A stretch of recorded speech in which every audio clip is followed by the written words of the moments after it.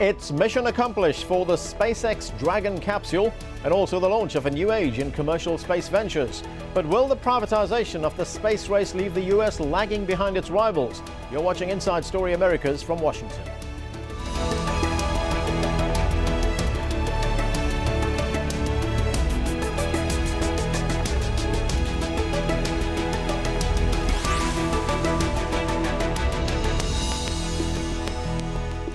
Hello, I'm Anand Naidu. It was the end of an era. Less than a year ago, the Space Shuttle Atlantis took off for its final voyage from Cape Canaveral, ending the US shuttle program. But last week, a new chapter was opened when the Dragon space capsule successfully docked with the International Space Station in orbit, becoming the first privately bankrolled space cargo vehicle.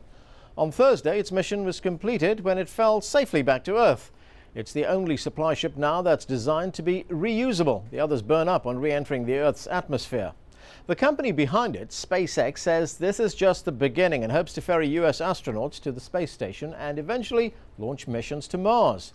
US President Barack Obama oversaw the end of the shuttle program, saying commercial input would allow NASA to concentrate on further exploration.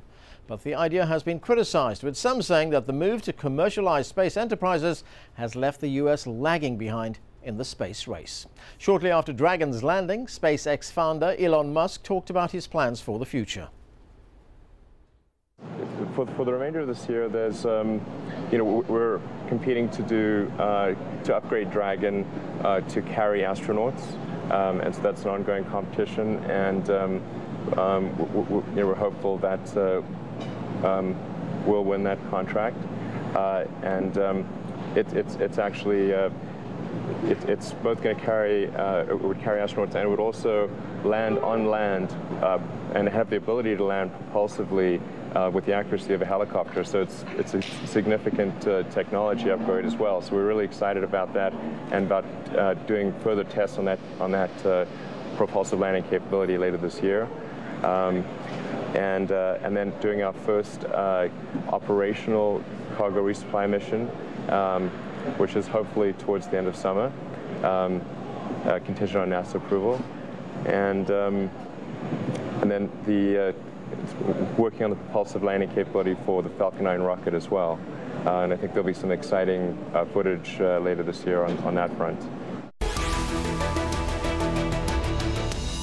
So what does the future hold for US space missions? With me to discuss this in the studio is John Logsdon, an expert on the policy and historical aspects of space from George Washington University. Next to him, Alex Saltman from the Commercial Spaceflight Federation. From New York, Dave Brody, a science and technology writer for space.com. Gentlemen, thanks to all of you for joining us. Alex, let me start with you. When the SpaceX rocket took off, the NASA administrator said it was the beginning of a new era. This was, what he said, and he said it opens the door to a new wave of commercial exploitation of space. Was that just hype, or do you see this actually viable? Well, that new era, has been coming for a few years and is now arriving, and it's because of SpaceX's efforts and because of many other companies in the arena. NASA has really been taking the lead and provided a lot of funding to those companies and a lot of technical help. As they try to pass over some of the more routine aspects of space travel, still not easy, but more routine aspects, to the private sector. Okay, let's go to Dave Brody in New York. Dave, what does NASA do right now? I mean, does it just become a provider of funds to these commercial companies, or does it do something else? Well, many of our users from space.com would prefer to think of NASA more as a seed funder rather than a provider of funds. The idea here is not to keep paying these guys through the nose. That was sort of the old model. Now it's kind of to jumpstart an industry. And as NASA Administrator Charlie Bolden has said recently, NASA should go and do what it does best, which is to explore the universe, go where no one has gone before. It can't really do that if it's running a trucking company up and down to low Earth orbit. But now Commercial has come along and demonstrated after this mission the very real capability of doing precisely that. So why not hand a bit of that hard labor off to private sector and let NASA go and explore for the sake of science and eventually perhaps for the sake of settlement in the solar system? Okay, John Logsdon, let's look a little bit at the very short history of commercial space exploration in the United States. Now, this particular venture, when we've seen this craft go up to the International Space Station, it's not something new. I mean, this was started under 2006. Under the administration of George W. Bush. Yeah. The NASA Administrator Mike Griffin took a very risky decision to depend on U.S. firms under a new kind of arrangement working with NASA to be the cargo carriers to the space station. That's what this mission was, as a demonstration of cargo carrying capability. You know, Alex, one of the questions we often hear from, just ordinary people, taxpayers who fund these things, what is this for? Well, I mean, I think everybody has a desire to explore, and at its base, the people who are involved in these companies want to explore. They want to explore through their companies, and they want to help NASA explore further. And so, in the end, what these services will be used to create a new industry in space. We already have many communication satellites up there, scientific satellites. The number of those will only grow, and other companies will come on board to do other interesting things. Okay, Dave, what does this bring us in your view? Well, in my view is not important, but the large audience at space.com that we hear from, they really want to go themselves, or if not themselves, they tell us in large part that they would like to see space opened up for the benefit of the human species. And so now this is kind of a jumpstart, perhaps, on this process. It certainly was not going to get there in the way that we had been doing it up till this point. And one wants to exercise a lot of caution and appropriate skepticism of commercial space. But it could be that we can now do some of the things that we all thought we could do 30, 40 years ago.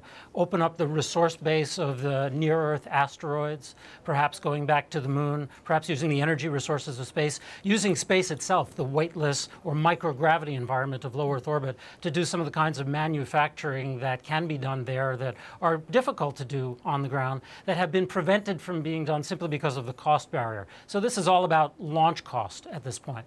Okay, and John, I think the other thing, go ahead, you want to say something? Well, one doesn't want to over-dramatize this.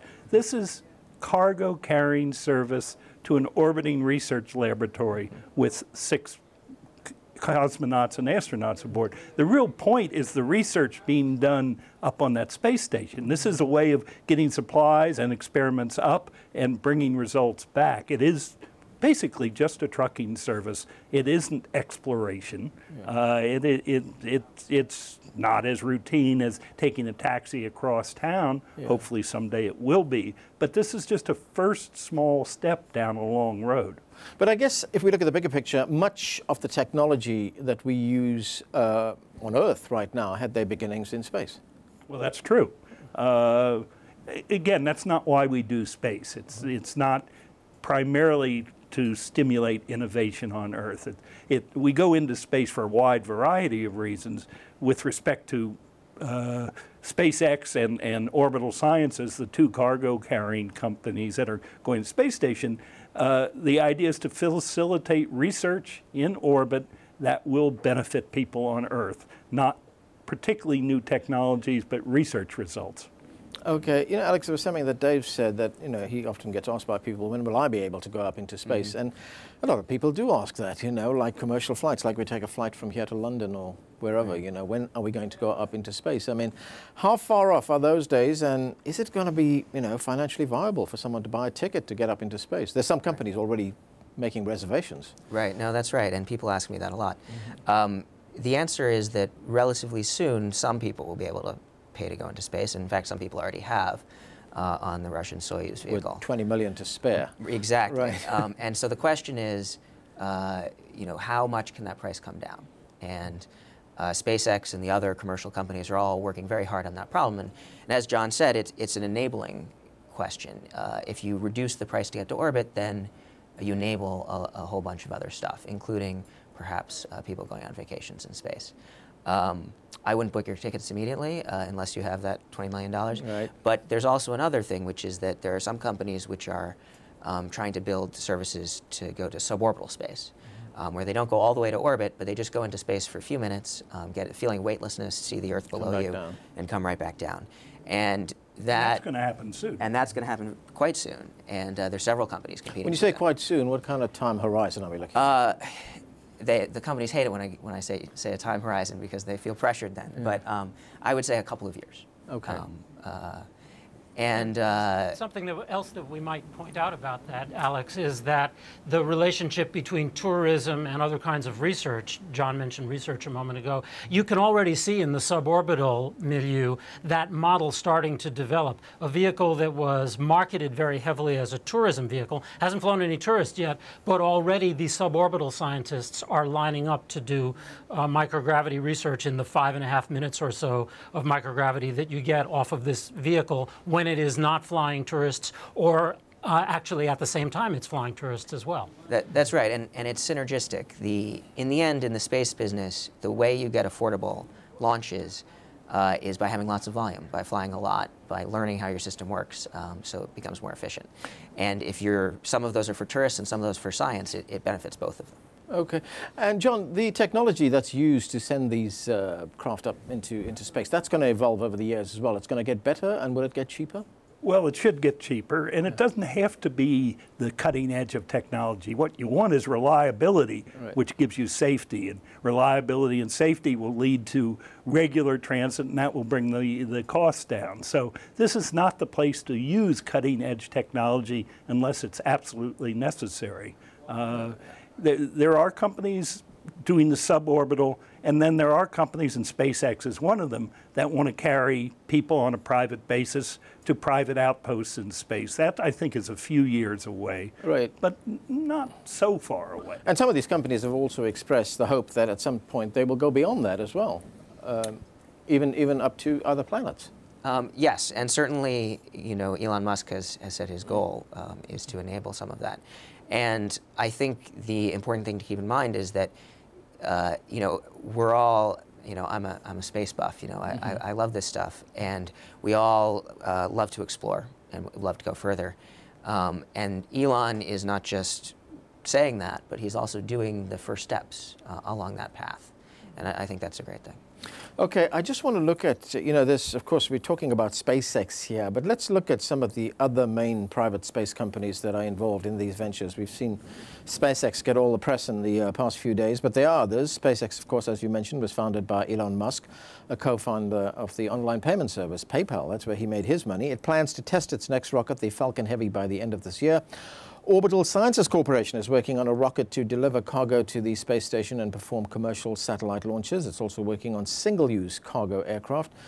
Blue Origin is another company founded with tech money. It was created by Amazon.com founder Jeff Bezos. The company is working on a fully reusable spacecraft called the New Shepard. You'll probably see a button on Amazon one of these days for tickets. Yes. The Sierra Nevada Corporation was founded in the 60s as an aerospace electronics firm. It created a shuttle-like glider craft called the Dream Chaser, designed to carry from 2 to 7 astronauts. Boeing is also in the game. It's working on a crew capsule that could ferry up to 7 people to and from the space station or other destinations in low Earth orbit. Let me go back to Dave in New York. Dave, is it going to be viable for all these companies, or are we going to see 2 or 3 companies kind of emerge out of all of this? We're going to see the marketplace do what it does, and by analogy, the airline industry was built in a similar way. Some startups failed, and we must not underestimate the risk. John alluded to this earlier. Spaceflight is a dangerous business. There will be problems. Unfortunately, I imagine there will be tragedies, no matter how good the quality control is, and the marketplace will figure out the level of safety that is appropriate. But I think private companies can take higher risks in some ways than governments can, and that may lead to an acceleration of the process. It also may allow more competition between these companies, and let's not forget that space is very, very big. One could imagine in a very optimistic scenario a leveling effect where companies figure out what they are best at, who specializes in propulsion, who's best at life support, who's best at recovery of cargo, who's best at robotics, and doing business with each other. It's rather like the computer business was perhaps 20 years ago. And we are seeing, I believe, an interesting paradigm shift from a mainframe type of thinking to an individualized, small environment, highly agile, highly responsive development. I think we're seeing some of that in these commercial companies now. Some will succeed. We hope that most will succeed. Some will unfortunately fail. But we, the travelers, will be better off as a result. So, John, that's what will happen. We'll get technologies from all different sources coming together. You get capabilities. Yeah. certainly not all of these companies are viable. What the Obama administration is trying to do, and which Congress is resisting, is kind of jump-starting the competition so that there are a number of companies using different approaches to the same objective of carrying people into orbit, and just into orbit. At this point, we're not talking about going beyond low Earth orbit with commercial transportation. And let the market work. Let the creative juices of the entrepreneurs, both the old companies like Boeing, established companies, and these new companies, compete for this, and let's have 2 or 3. The country is better off with more than one airline. Certainly we're better off than more than one supplier of space transportation services. In fact, from that list that I read, I think there are more space exploration companies than there are airlines in the United States at this stage. But you did mention President Obama, and let's take a listen to what he said at the Kennedy Space Center in 2010, and this is while he was expressing his backing for private space flights. Let's watch. In order to reach the space station, we will work with a growing array of private companies competing to make getting to space easier and more affordable. Now, I recognize that some have said it is unfeasible or unwise to work with the private sector in this way. I disagree. The truth is, NASA has always relied on private industry to help design and build the vehicles that carry astronauts to space, from the Mercury capsule that carried John Glenn into orbit nearly 50 years ago, to the Space Shuttle Discovery currently orbiting overhead. President Obama there. John, is there some kind of a political divide here on this sort of turning point that we've come to where commercial companies are now going into space? Well, the political divide is more between the administration and Congress than it is between Democrats and Republicans. I mean, the Democrats on the Hill are somewhat skeptical. The Republicans, oddly, are more skeptical of a free market solution to space transportation. And they've enlisted some of the nation's heroes, the Neil Armstrongs and Jim Lovell's and Gene Cernans of the world, to underline their skepticism of the viability of this approach. I think the success of this mission is going to make it harder to be skeptical. Okay. What do you make of that, Dave? The fact that, Congress might express some skepticism about the fact that this is going the way it is right now, whereas the White House is saying something different. Well, we should say that Congress has an enormous number of challenges in front of it. Space is probably the very least of their worries. But right. To our subject today, remember that Congress is government and private commercial is private commercial, and the two will join forces when they can. But I think we've seen, certainly with Mr. Musk and with Mr. Bezos and with some of the other high net worth individuals who are putting up their personal fortunes to back this process, that they will go and do it anyway. And they will find markets around the world, whether or not the United States Congress will step up and help them do so. Right. And Alex, how much of this has to do with national prestige? The United States wants to be seen to be ahead in this space race. Well, I think that's an important consideration. Yeah. The American space program is something that's popular around the world, and that brings us a lot of exciting goodwill, and people cheer for it. And I guess there can't be too many people on Capitol Hill who take a look at this and say, why are we depending on the Russians to take our and so there's definitely that consideration as well. Right now NASA's spending a lot of money in Russia that they could perhaps be spending here in the U.S. I did want to say that there has been a conflict between the president and Capitol Hill. It has also eased in the last couple of years as more successes have occurred for commercial spaceflight. And so Congress as a whole is much more excited about this than they were before, and many members of Congress put out statements congratulating SpaceX and pledging their support. So this has changed things a bit, hasn't it? This has, and many other successes as well. Yeah. Okay. John, from a technical point of view, this SpaceX flight up to the space station and back, pretty flawless, wasn't it? Well, it was flawless in execution, but there were problems. And what was most impressive to me was the ability of the SpaceX team and the NASA team to work together. As Dragon approached the International Space Station last Friday, there were a number of problems. NASA stepped back, allowed the SpaceX team to work the problems, come up with a solution, propose it, and then NASA had the final go or no-go decision about coming close to the space station. That kind of partnership, that kind of teamwork, I think was essential to this kind of success. Okay, Dave, what did you make of it, this first commercial flight into space?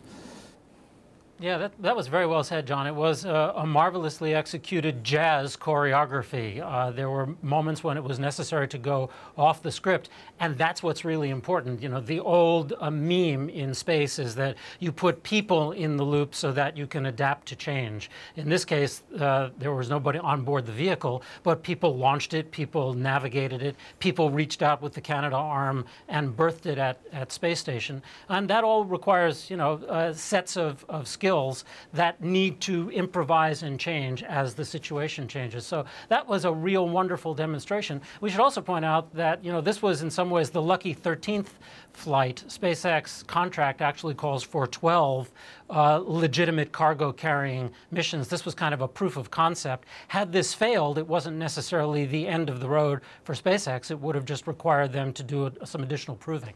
Yeah, Alex, I guess there's a lot of razzmatazz around all this, you know, but at the end of the day, I mean, these things are only viable because there would be demand for the services that these companies provide. And is there going to be that demand? Well, we know there is some demand. NASA, for example, has demand, and there are many other folks who are interested also in flying, whether it's tourists or scientists or other countries who are interested in doing research in space but don't have the money to do their own full-up space program. So the question is, and then of course the other point is that the price for these services will hopefully be coming down. That's the goal of all these companies. Competition will bring it down. Competition will bring it down, exactly. And so as the price gets further down, how does that improve demand? Presumably more people will be able to fly as price comes down, but we don't know how many more yet. Okay. John, does the federal government continue to maintain some kind of oversight over these private commercial operations? Absolutely. I mean, it's a different form of oversight, but both for these cargo missions, and you talk about economic viability, between SpaceX and Orbital Sciences Corporation, they're already under contract for 20 missions to the space station over the next several years. And since we're extending the space station, those contracts have to be extended.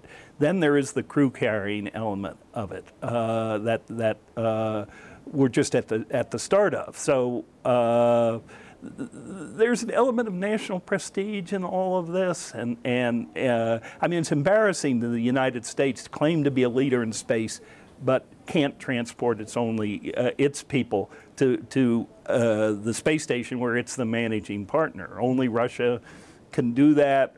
Actually, China could, but we're not allowing China to do that. So there's a mixture of public and private interests, and NASA's at the center of this. I mean, NASA retains the final decision on go or no go when either there's cargo coming to the station or if there are U.S. astronauts aboard. So in that respect, would they impose sort of technical specifications for these craft to go up into space, especially when it comes to things like safety? Of course. I mean, there already are a set of technical requirements that the contractors have to meet. Right. The difference is before NASA was, you know, kind of interlocked at the hip with the private sector companies, the Boeings and Lockheed Martins that were running the shuttle. NASA's taken one or two steps back and has insight rather than oversight is the jargon word for it. So it's still carefully monitoring what the companies are doing, but it's the companies that get to do the work. Okay. So, Dave, we have the Dragon craft. It's now back on Earth. What are we going to see in the months ahead? Well, we're going to see more of these kinds of flights, and with real cargo. Right. I think you will see some test flights in other parts of the industry. Sierra Nevada did a captive carry test of their crew vehicle in the last couple of days. So we'll see more and more of that. I think we will see Virgin Galactic fly suborbitally. Right. They aren't saying when, because it's all about when they've satisfied their safety requirements, but relatively soon, I think you'll see that vehicle fly with people on it. And this is really exciting stuff. And I think what you're starting to see is what the advocates have been predicting, which is that the development cycle times of these vehicles speeds up dramatically in comparison to the way that we used to do it. That's the hope. That's the bet. And Dave, we are going to have to leave it there. Alex, I'm sorry, we've run out of time. Thanks to all of you for joining us here. And that is it from the team here in Washington, D.C. for now. Don't forget to follow us on Twitter and Facebook, where you can find more information about the program. And of course, we want to hear from you. Tell us what stories you think we should be covering. Send your ideas directly to us at insidestory@aljazeera.net. Thanks for joining us.